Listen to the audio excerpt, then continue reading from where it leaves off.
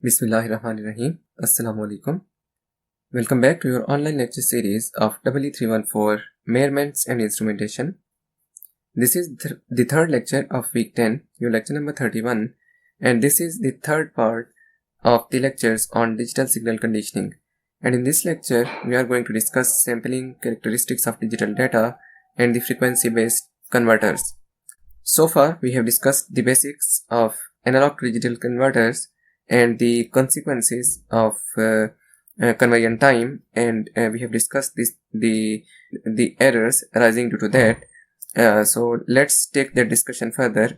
We discussed that in case of ADCs, the ADC takes some time to convert the input voltage, the analog input voltage, to a digital output. But what if the input is a changing value? Like at this point, let me go back. At this point, this Vx is not a fixed value. Let's say this is a sinusoidal waveform. It is a continuously changing signal in time.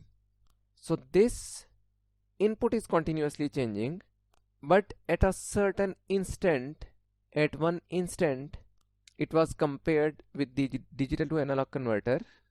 This logic counting network did some work, incremented its output, and then until the next iteration, the input had changed. It was not at the same value, at the same previous value. So what would happen in this case? This would result in errors. And this means that if the input voltage changes by more than 1 LSB voltage, del V, during the conversion time, and that is denoted by tau C, the changing input voltage dV in over dt must be less than del V over tau C, and that is equal to VR over 2 raised to the power n tau C, because we know that del V is equal to V raised to the power VR over 2 raised to power n. This formula we already know. Del V is equal to VR over 2 raised to power n.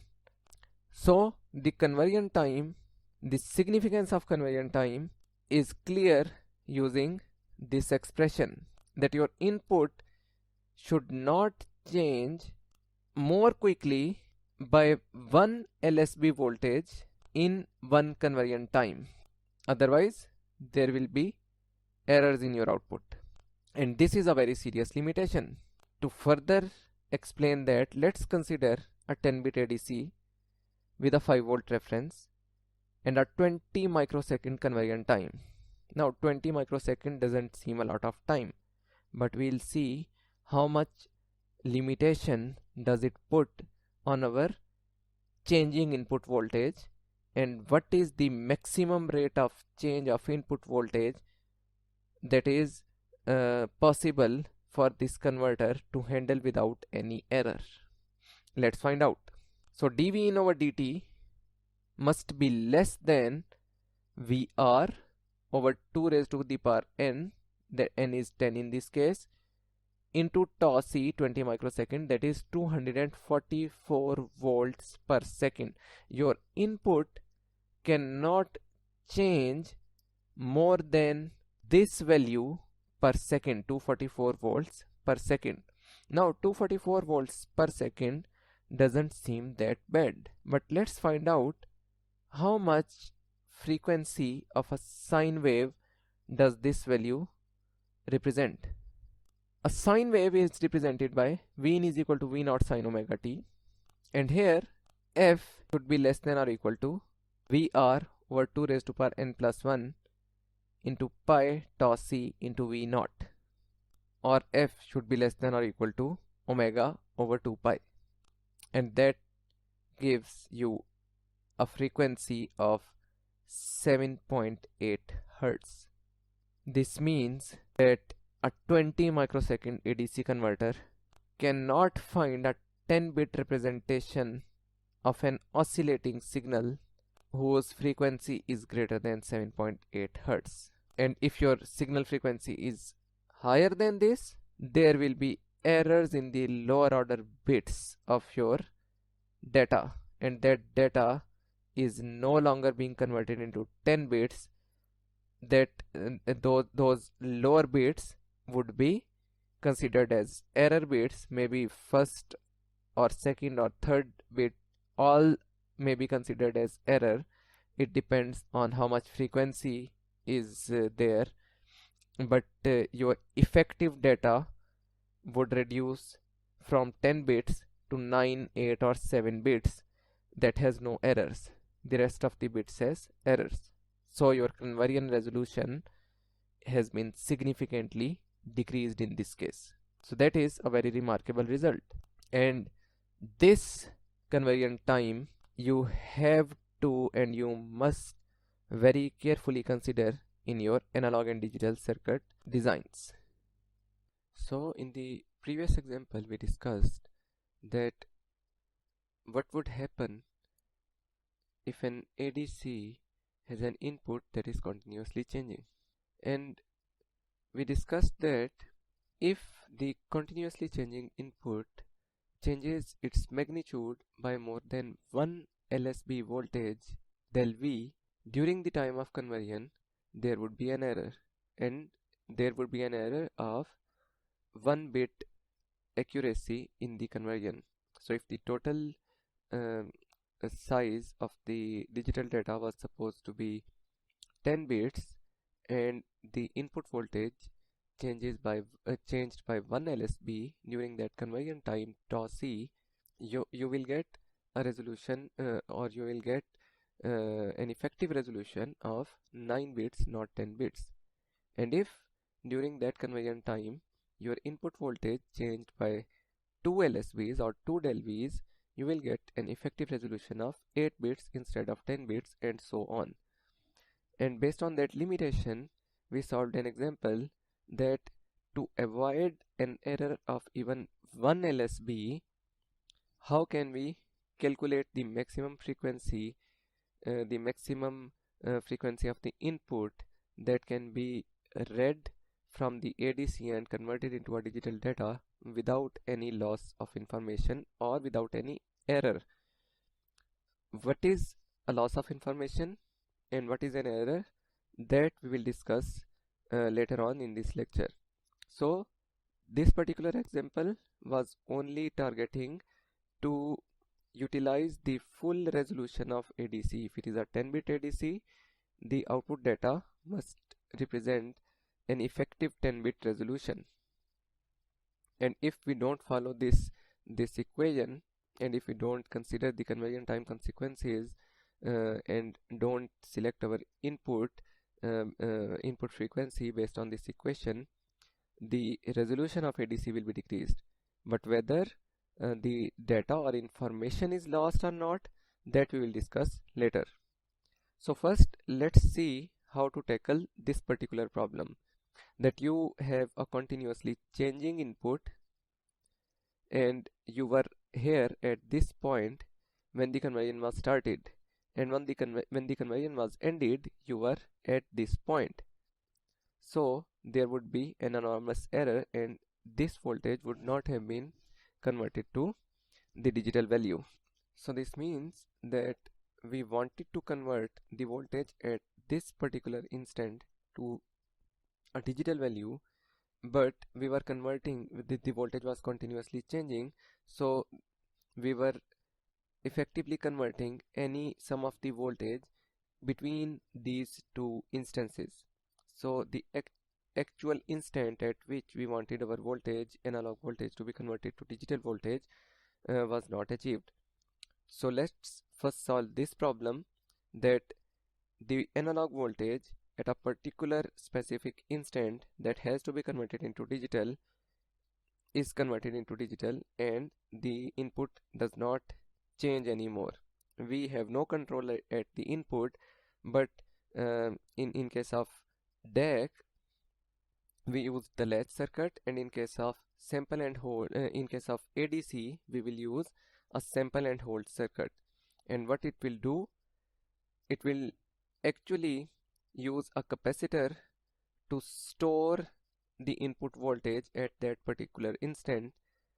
For example, when the conversion start SC start conversion signal was received by the ADC, this sample and hold switch was turned on, and the input voltage at that particular instant traveled through this switch and charged this capacitor. And as soon as this capacitor was charged, this switch was set open again. So even if your input voltage was continuously changing, no more changes will be made in this capacitor voltage. So this capacitor will effectively hold the voltage at that particular instant that we wanted to convert to a digital value, and this voltage buffer is there to reduce the effect of loading. So then the ADC will start sampling this holded voltage by the capacitor, and it will convert it into a digital form, and we will get a binary digital output.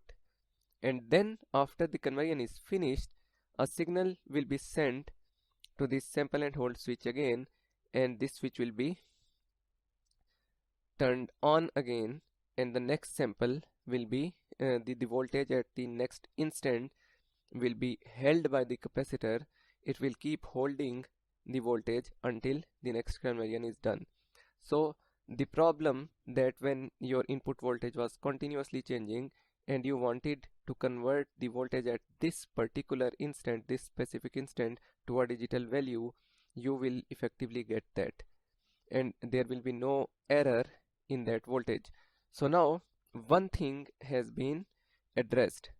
The error due to the changing input has been eliminated, and now the voltage you are converting from analog to digital will have a full resolution in ADC. Your ADC resolution will not decrease. Usually in microcontrollers we don't have to calculate these things ourselves, and you get to know through the data sheet that how much samples per second you can sample from the ADC. So this is one sample, this is the second sample, this is the third sample, and so on. So how much samples per second can be converted by the ADC from analog to digital is mentioned on the data sheet of that particular ADC or a built-in ADC of a microcontroller. There are obviously some practical issues related with the sample and hold circuit, and one of them is that we can see here this electronic switch is basically an FET, and there is a resistance of this FET, this RDS. So this RC, this will become an RDS and capacitor in series, so this will effectively become a low pass filter. And we know that the bandwidth of a low pass filter will put a limitation on the frequency of your input signal, and that can be calculated by using this particular equation, f is equal to 1 over 2 pi RC, where R is the sum of R on, that is RDS, and RS if there is any resistor in the series, and this C is the value of the capacitance of that capacitor that is used to hold your sample. And this will also put a limitation on the maximum frequency that can be sampled, maximum input frequency of the voltage that needs to be sampled and converted into digital voltage. If we don't keep this in mind, what will happen is that this filter will reduce the magnitude of the input voltage. For example, if we use this critical frequency as our input voltage frequency, we know that at critical frequency the gain of a low pass filter is 0.707. So if you are getting 1 volt input, your capacitor will be holding 0.707 volts. So that is an error of around 30%, and you don't need that in ADC. So you have to consider these issues while taking analog readings and converting them into digital to be processed by your microcontroller. So we know the solution, and we know the precautions that we have to do to use the full resolution of ADC and to avoid any errors in the conversion of a single sample up till now. But what happens now in this case is that, let's see if your input is still changing. We are just making our ADC to hold the value of one sample, but your input had not stopped from being changing. Your input is still varying. You are just holding one sample, one value at a particular moment. But until your conversion was finished, the input voltage had reached this level because it was changing. We had no control over that. So this portion between these two samples is lost, and then we have to consider the sampling rate and the discrete time knowledge of the sampled data systems. And that is, when a computer control takes periodic samples of a variable value, we are ignorant of the value or variation that is between those two samples. You collected a sample at one particular instant and you collected another sample, the second sample, at another particular instant, but between those two samples, as we saw here, between those two samples there was some information. There was also some information here, one sample, second sample, so this information is lost. So certain conditions must be kept in mind while sampling of an analog varying signal, and that takes us to the sampling rate and the Nyquist criteria. So there is a minimum sampling rate in any system that depends on the nature of the time variation of sampled variable. Simply put, the samples must be taken at a high enough rate so that the signal can be reconstructed from those samples. So there are serious consequences to sampling at a too small a rate. For example, in this figure you can see that this was the actual signal in A, and we took only 3 samples of this signal, and when we reconstruct this sample through this dotted line, does it look similar to the input voltage or the input signal? Not at all. Now increasing the number of samples from 3 to 4, again the information is lost. The pattern that was present in our input voltage signal is lost if we have 3 samples or 4 samples, but here if we have 1, 2, 3, 4, 5, 6, 28 samples, we can see that when we reconstruct this signal by joining these dots through this dashed line, we can get a similar signal to our input signal. So some information is lost, but a similar signal can be reconstructed when the number of samples were increased substantially. So the minimum number of samples that are required to reconstruct a signal defines the minimum required sampling rate of your analog to digital conversion. And if we don't follow that phenomena is called aliasing. So the sampling rate according to the Nyquist criteria must be, the sampling frequency must be 2 times the frequency of the signal. But in practical considerations, your sampling frequency must be 10 times the frequency of your input signal. Nyquist theorem says 2 times. In practical considerations, if we want to reconstruct the signal, that frequency, your sampling frequency, should be 10 times your maximum frequency. So there is a contradiction. There is a contradiction between these two equations. The Nyquist theorem is a very well known or renowned theorem, and that is used extensively in signal processing, but these contradictions can be resolved by 2 observations. First, the practical signals in industry are not band limited, which means that the maximum frequency was effectively infinite. So this can be alleviated by filtering the signal to block the frequencies beyond some maximum value of fmax, effectively providing an artificial bandwidth to the signal. And the second observation is that the Nyquist criterion does not specify how many samples must be taken to reconstruct the signal. Indeed, in the limit of sampling at 2f max, the sampling frequency at 2f max, an infinite number of samples must be taken. So in the practical world, the signal is not regular and non-periodic. So the equation 31 represents a compromise that has been found to provide sufficient samples for practical signal reconstruction. If the signal is periodic and the frequency bandwidth is known, and you just have to sample the theorem, theoretically, you can theoretically reconstruct that signal. But when you are dealing with practical signals which have infinite bandwidth, and you put an artificial bandwidth by using a filter on that signal, you have already compromised some of the data of that signal. And to make up for that compromise that you have already made while filtering that signal, to put an artificial bandwidth to sample that data and then to reconstruct effectively your initial signal, you have to use this fs is equal to 10f max. So this was all related to your analog to digital conversion and the digital to analog conversion.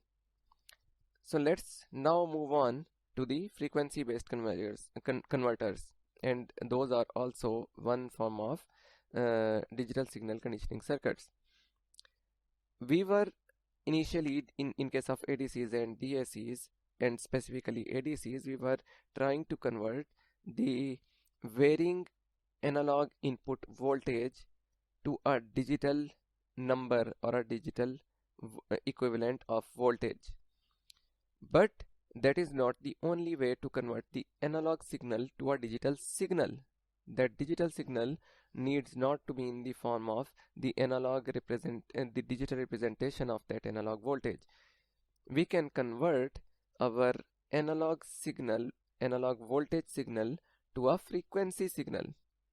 So we convert the sensor signal into a variable frequency, and using that frequency we can relate it to our sensor input or to our input variable. And how we do that?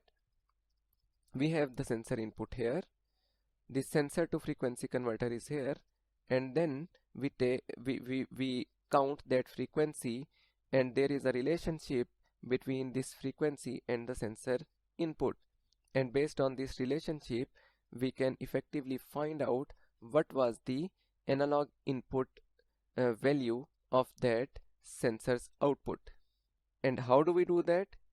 Based on this frequency we keep incrementing a counter, and that gives us number of counts. And if you remember, that is exactly what we did in our microcontrollers while finding out the frequency of our input waveforms. We used to start a counter for a specific interval of time, ideally for 1 second, and we used to count the number of transitions that were being made on the input of that counter, and after 1 second the number of count represented the number of transitions in 1 second, that is effectively the frequency of the input signal. So this is your microcontroller circuit. Inside that is a counter, and here is a voltage to frequency converter, and that frequency is being fed into the microcontroller. That gives you the count, and that count can be related to your sensor input. These sensor to frequency or voltage to frequency converters are available in the form of integrated circuits. LM331 is one of the examples. There are other ICs that convert voltage to frequencies. So your analog input voltage is converted into into a scaled frequency. For example, 1 volt will represent 1 kilohertz and 2 volts will represent 2 kilohertz and so on. So there would be an input voltage range and there would be an output voltage frequency range. Similarly, not only voltage can be converted into frequency, resistance and capacitance can also be converted into frequency. And the famous 555 timer is the easiest circuit that can be used for that purpose. So here is the circuit diagram of a 555 timer based astable frequency generating circuit. And here you can see that there are two resistors RA and RB, and here is one capacitor. One of these capacitors is basically this is the capacitor that is used in the formula for conversion to frequency, but this capacitor right here, that is the bypass capacitor. So that is just to provide stability to the power supply. And here in equation number 28 you can see that the output frequency of this circuit is related to your to the value of your capacitances RA, RB and C. And now you can see and you can clearly you can clearly relate that if any of this RA, RB or C changes, the frequency changes. And we have a mathematical formula for that. So we can replace the RA or RB with our resistive sensors, or if we have a capacitive sensor, we can replace this capacitor with our capacitive sensor, and then we can convert the output capacitance of that sensor to this frequency. And as there is a mathematical relationship present, we can eventually find out how much was the change in capacitance of the sensor output, and from that change in capacitance we can eventually find out that how much did that parameter change. For example, here is a graph of a humidity sensor where this is percentage RH and this is capacitance in microfarads, and this was the relationship of capacitance versus humidity. So your humidity sensor's output was a capacitance change in capacitance. The humidity increased, the capacitance increased exponentially, and this relationship is an exponential equation.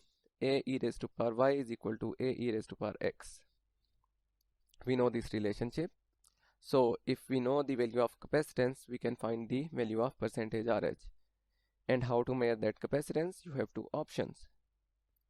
You can measure the capacitance directly using an LCR meter, but that is an expensive and a complicated circuit.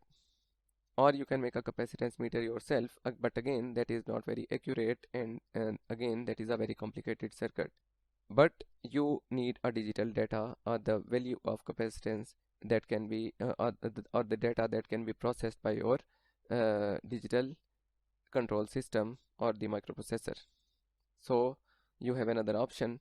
You can convert this capacitance into frequency, and that frequency can be read by your microprocessor, and using this formula it can be converted into the change in capacitance, and then using this formula it can be converted back into the change in percentage RH. So using a fairly simple circuit, you can measure the changes in resistance and capacitance and effectively the relationship between the change in capacitance and the change in parameter due to which that capacitance or resistance was being changed. Then moving on to the data acquisition systems. The data acquisition systems comprise of ADCs, DACs and the analog and digital signal conditioning circuits combined. So a complete data acquisition system, or DAQ, is a system that is particularly designed to interact with the analog environment, take the data from that analog environment, convert it into digital format, present it to the microprocessor, do and then the microprocessor or the computer will do some processing on that data, and then that DAC should be able to receive that processed digital data back from that CPU, and then convert it back into analog voltage or analog format, convert it into the desired levels, and present it back to the analog environment. So that is a complete multi-module system that is called the data acquisition system. That is now no more a module. So it will have an ADC, it will have a DAC, it will have some signal conditioning circuits here or here, and it would have multiple channels of ADCs, and it may have multiple digital to analog converters. Here only one of those channels have been shown, but usually DACs have multiple analog inputs and multiple analog outputs, and some interface circuits that converts the level of voltages to be compatible with your analog environment. So there is a data bus, address bus, and control bus. So first the control bus will send a signal and an address to the decoder or the command processor, and that signal will be that select the channel 2. The address will be of the ADC and the channel 2, and the control signal will be to start conversion. So the data at channel 2 will travel through sample and hold and pass to the ADC, and then the ADC will convert that data into a digital data, and that will travel through the data bus to the command processor. And then when the command processor will know that the data conversion has been complete, it will process the data, and then it will send the next address, and that address will be of the DAC, and the control bus will give a signal to the DAC to change the DAC output and convert that processed digital data into the analog data, and the DAC will do that, and we will have a V out. So this is the basic working principle of the data acquisition system, and in the software level you can see that it can be implemented using a simple algorithm. So if you remember the interfacing of ADC in PIC microcontroller, what we used to do was to select the ADC's channel from which the data was input, then send the command of start conversion to convert it into digital, and then we used to keep checking or polling the status of conversion or the end of conversion flag, and when the conversion was completed, we used to stop the conversion and store the digital converted data from the ADC, and moving on one step further, we can process that data, and we can make it compatible with the DAC, and then send it to the DAC to convert it back into analog data, a processed analog data to control or operate our connected appliances, analog appliances. So this is the overview of your data acquisition systems, and let's finally discuss some basic characteristics of digital data. So in digital data, the most important characteristic that we have to keep in mind is the resolution of conversion, that del V. That is the major consideration that has to be made while dealing with digital data. The second thing is the sampling rate, or the successful conversion of digital data to analog data, or reconstruction of the signal. So this example states that a temperature between 100 and 300 degrees has to be converted from 0 to 5 volt signal. The signal is fed to an 8-bit ADC with a 5 volt reference. What is the actual measurement range of that system? So A, what is the resolution? B, what is the hex output that results from a temperature of 169 degrees centigrade, and what temperature does a hex value of this represents? So let's start with the solution. We know that the ADC output will range from 00 hexadecimal to FF hexadecimal. So that will give an output voltage of maximum 4.98 that can take a maximum input voltage of 4.98 volts, and the 4.98 volts corresponds to 299.2 degrees Celsius. It would change from FFH to 100H at exactly 5 volts, but it is out of the range. So this means that your the upper limit of your temperature that can be measured using this 8-bit ADC is 299.22 degrees, not 300 degrees. So what is the resolution of this system? The resolution of this system will be found by dividing the range of your input by the maximum number of steps that are available in your ADC. So your range is 300 minus 100 degrees Celsius, and the maximum number of steps that you can get in an 8-bit ADC are 256. So the resolution is 0.78 degrees Celsius per bit, and that is your del V. That is your del T, the resolution of temperature, not the resolution of voltage. So for 169 degrees centigrade, we had to find out what was the hexadecimal value of the ADC output, and that is given as 58H. How it was calculated was that at 100 degrees centigrade, the V out was 0 volts. So for 169 degrees centigrade, we have to subtract the offset or the temperature offset, and then divide it by the range, the complete range, and the complete range was 200 degrees Celsius. That was found out to be 300 minus 100. So then multiply it by the maximum number of steps that are present in our ADC. So that will give you 88 in decimal, and 88 in decimal is equal to 58 in hexadecimal. So that's how this 58 was calculated. And again, the opposite calculation of these steps can be used to find out that what temperature will the hexadecimal output of this value represent. So that is a fairly simple task. Lastly, let's discuss linearization in digital signals.